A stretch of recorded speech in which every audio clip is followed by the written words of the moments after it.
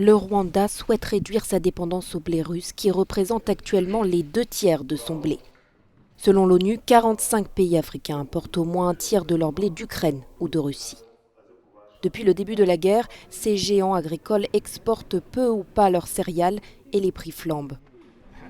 Le blé que nous utilisons au Rwanda, 64% de cette quantité vient de la Russie, mais nous l'importons de la Tanzanie.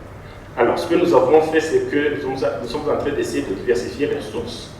Il y a le blé qui vient d'autres pays. On est en train de voir comment trouver des sources alternatives. Nous avons commencé à sentir cette crise dans les produits pétroliers, peut-être d'ici un mois. Parce que ce que nous sommes en train d'utiliser maintenant, ce sont les produits qui ont été importés il y a 2 mois.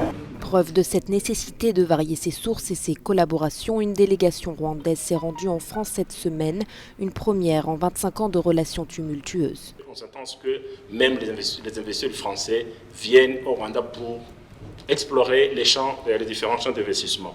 Donc, la visite du chef d'état-major des armées rwandais, des armées, rentre dans ce cadre de la normalisation des relations diplomatiques. Pour faire face à la sécheresse à l'est du pays, le Premier ministre a annoncé la mise en place d'un système d'irrigation plus performant et assuré que la population ne souffrirait pas d'insécurité alimentaire.